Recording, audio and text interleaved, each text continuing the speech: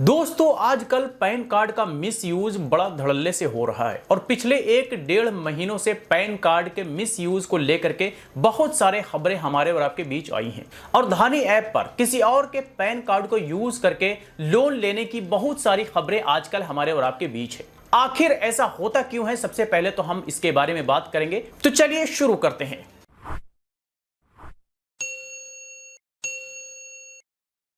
अब देखिए, होता यूं है कि आम तौर पर लोन देने के नाम पर या फिर क्रेडिट कार्ड देने के नाम पर फोन आता है और हमारा पैन कार्ड, फोटोग्राफ और आधार कार्ड का फोटो व्हाट्सएप पर ले लिया जाता है और रिप्लाई में बाद में क्या आता है कि आई एम सॉरी, आपका लोन अप्रूव नहीं हो पाया, आई एम सॉरी, आपका क्रेडिट कार्ड अप्रूव नहीं हो पाया। लेकिन हमारा डॉक्यूमेंट्स उनके पास चला जाता है और जाहिर सी बात है कि एक बार डॉक्यूमेंट्स चला गया तो वो अपने फोन में सेव कर सकते हैं, कंप्यूटर में सेव कर सकते हैं और बाद में उसका कहीं भी किसी भी तरह से मिसयूज कर सकते हैं। जैसे कि आजकल बहुत सारी खबरें हैं कि किसी और के पैन कार्ड को यूज करके धानी ऐप पर लोन ले लिया गया। तो इसी तरह से हमारे और आपके डॉक्यूमेंट्स को यूज करके किसी दूसरे तीसरे थर्ड पार्टी ऐप पर डॉक्यूमेंट्स सबमिट करके लोन ले लिया जाएगा और जिसके बारे में हमें और आपको पता तक नहीं होगा। तो होता इसी तरह से है कि फोन आता है लोन लेने के लेकर के, फोन आता है क्रेडिट कार्ड देने को लेकर के और हमारे डॉक्यूमेंट्स ले लिए जाते हैं और बाद में यह कहा जाता है कि आई एम सॉरी, आपका ये अप्रूव नहीं हुआ, वो अप्रूव नहीं हुआ, आप बाद में अप्लाई कर सकते हैं। लेकिन चूंकि आपका डेटा उनके पास चला जाता है, वो किसी भी तरह से आपके डेटा का मिस यूज कर सकते हैं और इसी तरह के मिस यूज के बारे में आजकल बहुत सारी खबरें आप गूगल पर जाएंगे, ब्राउज करेंगे तो मिल जाएगा। तो देखिए, अब इससे सीखने वाली बात यह है कि आप अपना कोई सा भी डॉक्यूमेंट्स किसी को भी अनऑथराइज्ड पर्सन को ना दे। जैसे कि मान लीजिए कि अगर कोई फोन करके बोले कि हम आपको लोन दिलवा देंगे, हम आपको क्रेडिट कार्ड दिलवा देंगे, तो आप सीधे सीधे उनके व्हाट्सएप पे कोई डॉक्यूमेंट्स सेंड ना करें, बल्कि सही तरीका यह है कि आप उनसे उनका ऑफिशियल ईमेल आईडी मांगे।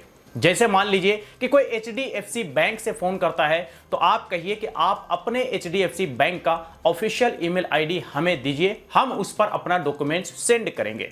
तो इससे यह होगा कि आपका डॉक्यूमेंट्स सेफ जगह पे जाएगा जहां से मिसयूज नहीं होगा।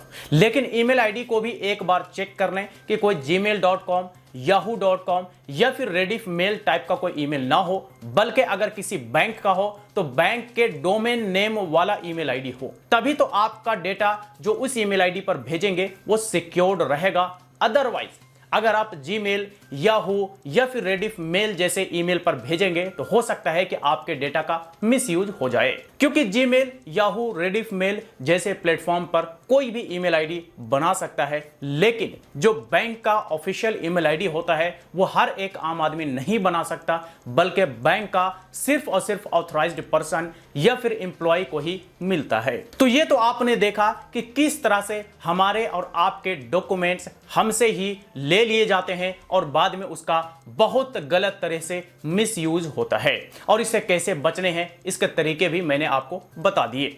अब जानते हैं कि अगर इन केस आपके पैन कार्ड पर कोई लोन एक्टिव है जिसकी जानकारी आपको बिल्कुल भी नहीं है तो आप चेक कैसे करेंगे, या फिर अगर आपको डाउट है कि हो सकता है कि हमारे पैन कार्ड पर किसी ने लोन लिया होगा जिसकी जानकारी हमें नहीं है, तो चेक कैसे करेंगे इसके बारे में चलिए हम अपने लैपटॉप स्क्रीन पर चलते हैं एंड स्टेप बाय स्टेप सारे प्रोसीजर देखते हैं।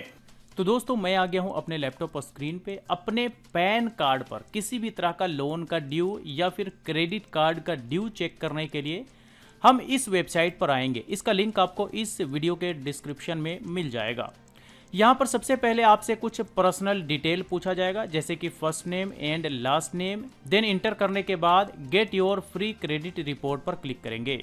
देन यहाँ पर पूछ रहा है कि प्रोवाइड योर कॉन्टैक्ट डिटेल्स, तो यहाँ पर वही कॉन्टैक्ट नंबर देंगे और ईमेल आईडी देंगे जो कि हमारे पैन कार्ड और आधार कार्ड से लिंक्ड है। कॉन्टैक्ट डिटेल इंटर करने के बाद कंटिन्यू पर क्लिक करेंगे। तो यहाँ पर हमारे इस मोबाइल नंबर पे एक OTP गया होगा जिसे हम यहाँ पर इंटर करके अगेन कंटिन्यू पर क्लिक करेंगे।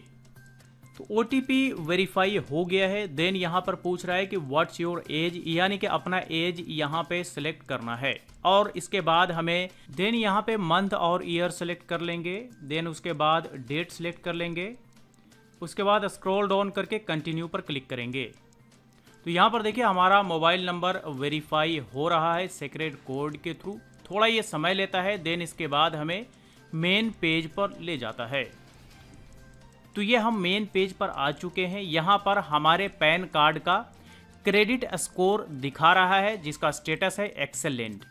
इसके बाद अब थोड़ा नीचे आएंगे तो यहाँ पर टोटल अकाउंट के बारे में बताएगा कि कितने अकाउंट इस पैन कार्ड पर एक्टिव हैं।